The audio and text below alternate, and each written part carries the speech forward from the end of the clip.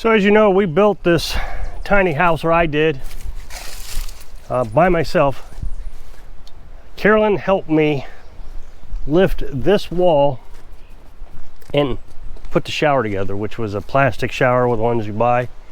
Everything else I built myself. First time I ever built anything that was of any substantial structure. I mean, redid a porch once, twice, and that really wasn't that hard. Built the camper, but again, that wasn't that hard. This was a pretty big challenge for me. And I put it on a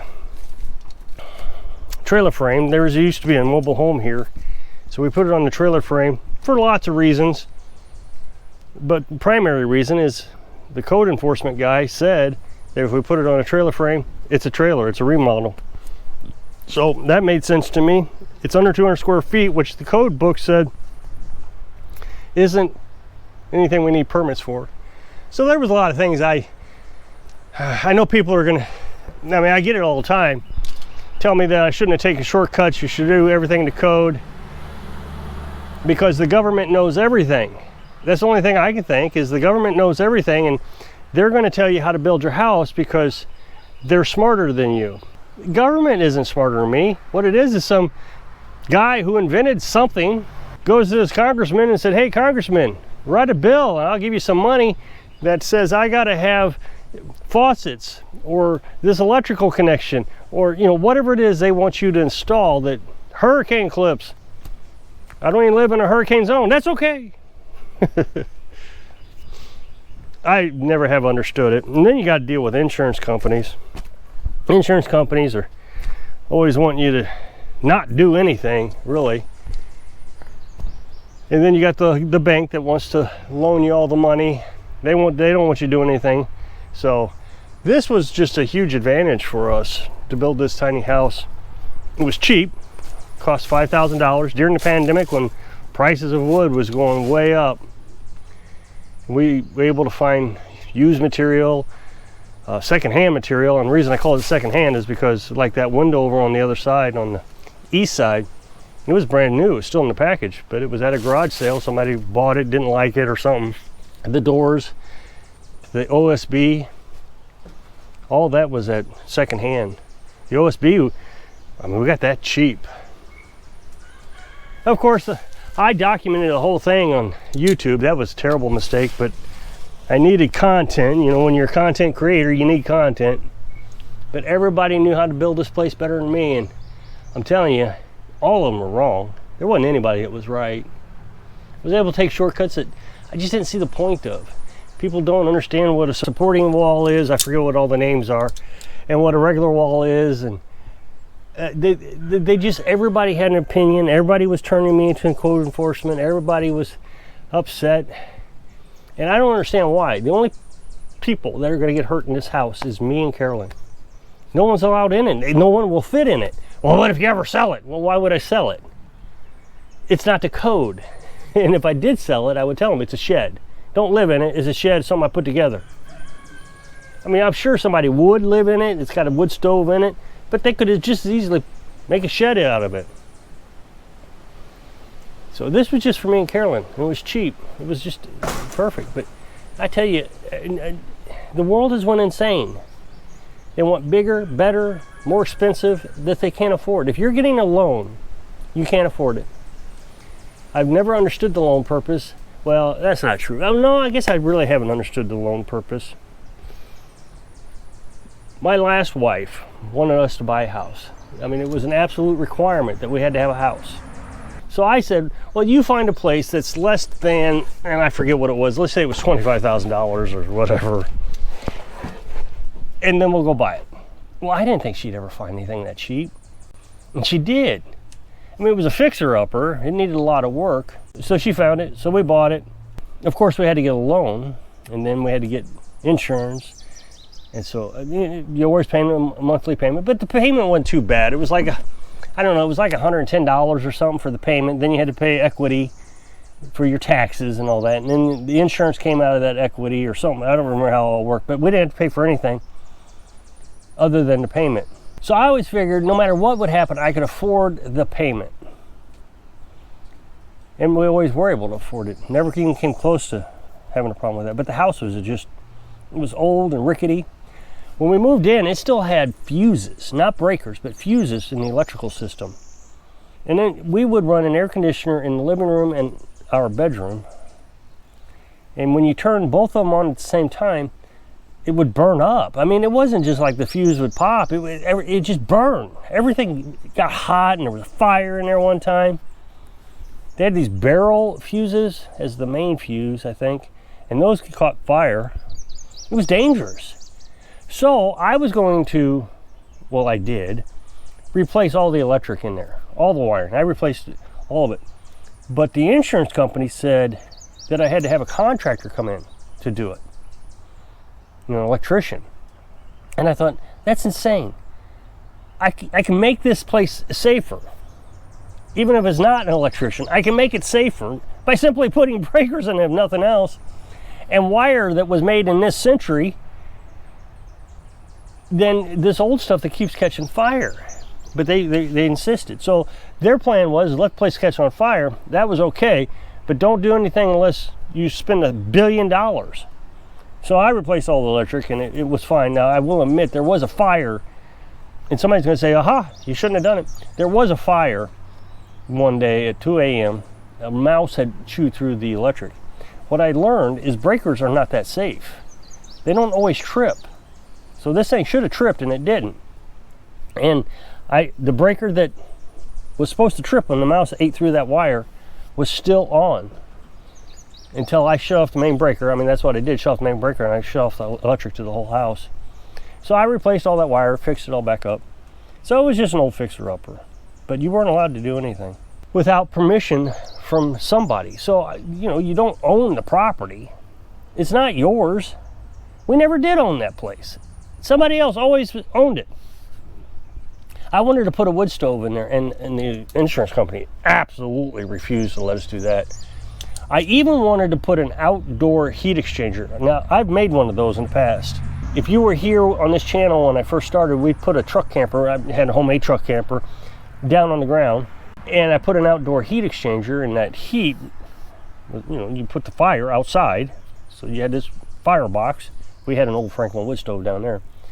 You wrap it around in bricks, and then you put a ventilation from that to the camper, and heat transferred. It kept us nice and warm. We used a ton of firewood. It was a terrible idea, but it kept us warm. So I don't know how terrible it was. We didn't freeze. But we weren't allowed to do that either. And the only reason I got that idea is 2 of my neighbors who have mobile homes did it. They bought an actual furnace, which is what I was going to do, outdoor wood furnace. You can buy those. And I was going to heat the house that way. And they said, no, you couldn't do it.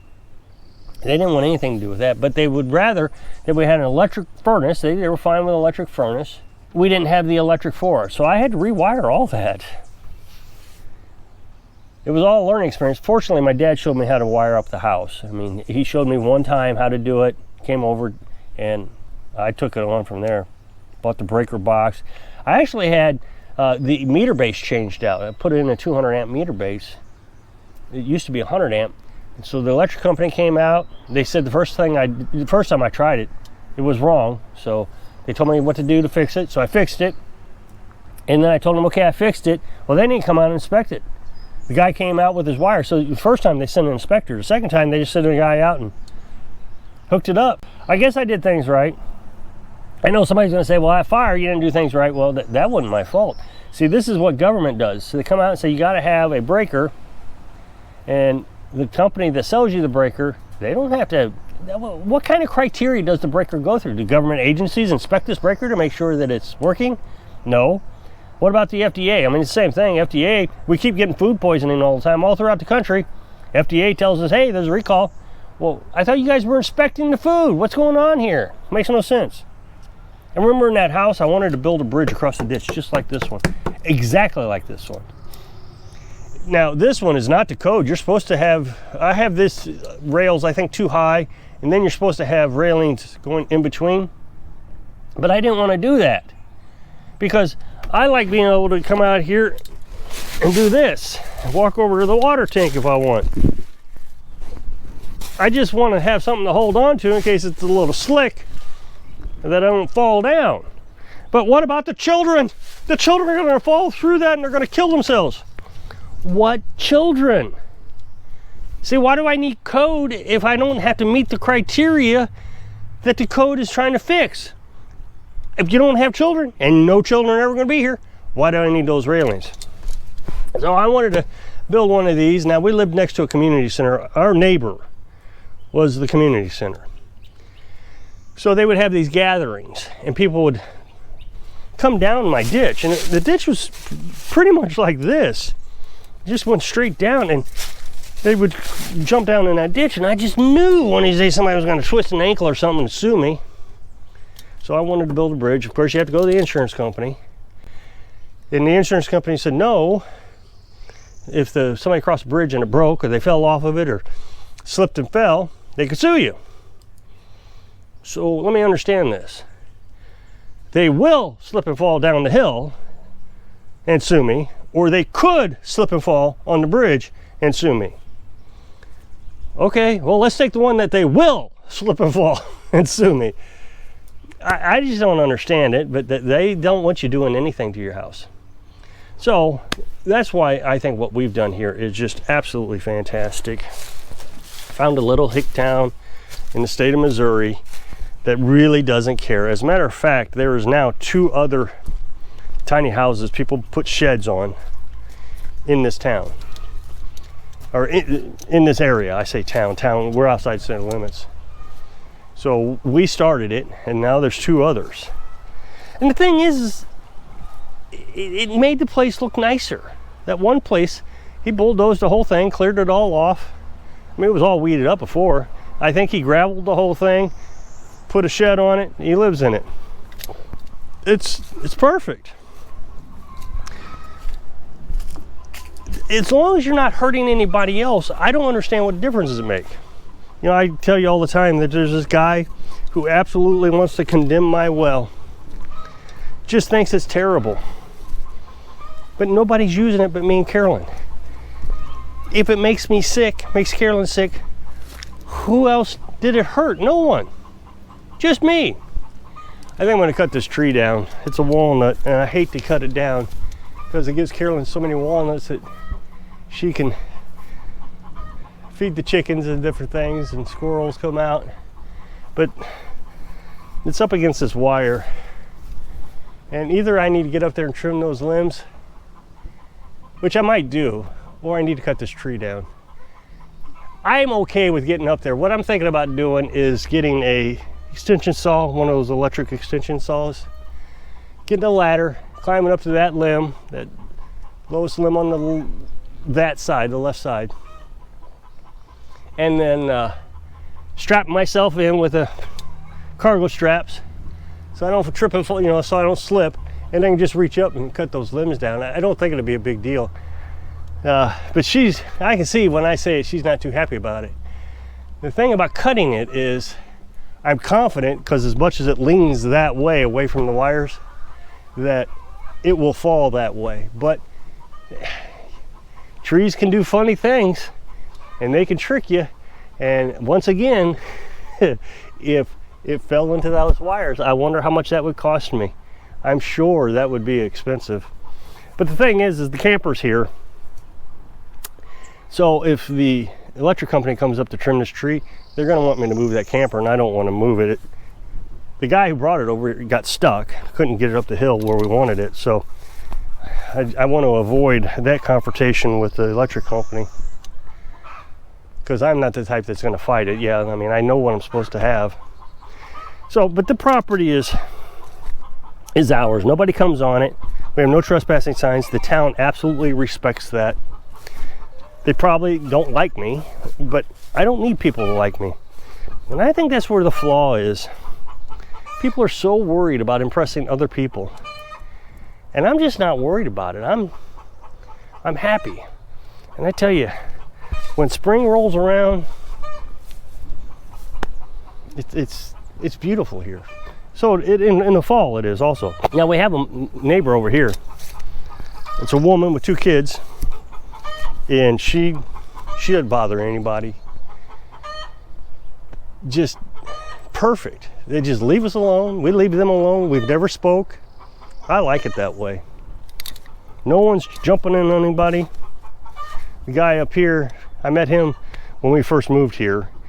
He had some issues right away, issues that he wanted me to address. That the trailer was too close to his property and the code says you can't have it that close. Well, I'm sure the trailer was there way before he bought the property. But that was okay. I didn't need that much trailer. I cut it off anyways. I was going to. So now it's within specifications. But since then, I haven't talked to him either. So if you click this up next box to take you to a video where I was showing you what I'd done with that French drain on the well. So hope I can inspire you. Stop being a slave to everybody and then say you're free when you're living your dreams. Thanks for watching.